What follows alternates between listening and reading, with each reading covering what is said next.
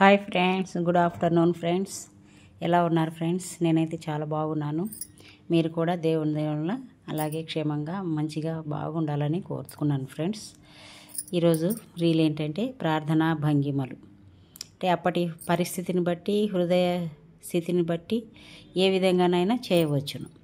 ఒకటోది వచ్చేసి మనం ప్రార్థన ఏ విధంగా చేసుకోవాలంటే ఒకటి నిలుచుండిగైనా చేసుకోవచ్చు. మార్కు సువార్త 11:25 వచనంలో నిలుచుండి చేసుకునే ప్రార్థన గురించి ఉందన్నమాట, ప్రభు అయిన యేసు బోధించిన ప్రకారంగా. రెండవది వచ్చేసి కూర్చుండి దావీదు చేశాడు కూర్చుండి. 1 దినవృత్తాంతాలు 17, 16, 27 16 వచనం నుంచి 27 వచనం వరకు. వంగి చేసుకోవచ్చు. మూడవది వచ్చేసి వంగి నేల వరకు తల వంచి చేసుకోవచ్చు. ఇది మోషే చేశాడన్నమాట. ఈ విధంగా నిర్గమాకాండము 34వ అధ్యాయము 8వ వచనము.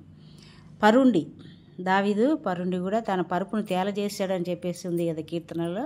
ఆ విధంగా కీర్తనలు 6వ కీర్తన 6వ వచనంలో ఉందన్నమాట.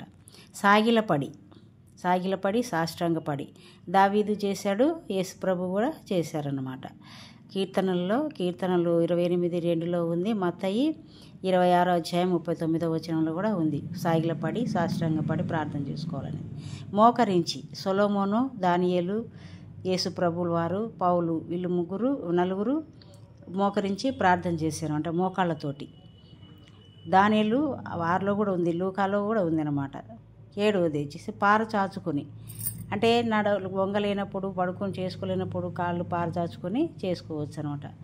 మోకలీళ్ళు లేనప్పుడు, నిలబడలేనప్పుడు కాళ్ళు చాచుకొని చేసుకోవచ్చు. ఇది ఏలియా చేశారు ఈ విధంగా చాచుకొని. ఇది ఈ విధంగా ఈ యొక్క సెంటెన్స్ ఎందులో ఉందంటే 1 రాజులు 17 అధ్యాయం 21వ వచనంలో ఉంది అనమాట. ఫ్రెండ్స్, ఈ ప్రార్థనా భంగిమలు ఇంతే కాకుండా 7వది కూడా ఉంది, 8వది కూడా ఉంది ఫ్రెండ్స్. ప్రార్థన అత్యాసక్తితో స్పష్టంగా చేయవలను. అదేవిధంగా గంభీరంగా కూడా చేయాలి. కొంతమంది గుసగుసగా చేస్తారు, కానీ అలా గుసగుసగా చేయకూడదు.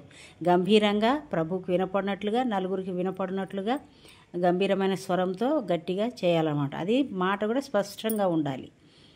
8వది వచ్చేసి ప్రార్థన దేవుని చిత్తానుసారంగా ఉండవలను. ఆయన ఏమన్నాడు? అడుగుడి మీకు ఇవ్వబడును, వెదకుడి మీకు దొరుకును, తట్టుడి మీ కొరకు తీయబడును అని చెప్పి ఉన్నాడు కదా. ఆయన అదే ప్రకారంగా దేవుడు ఏ విధమైతే మనకు ప్రార్థన అంశాలు నేర్పించాడో ఆ అంశాల ప్రకారం మనం ప్రార్థించాలి.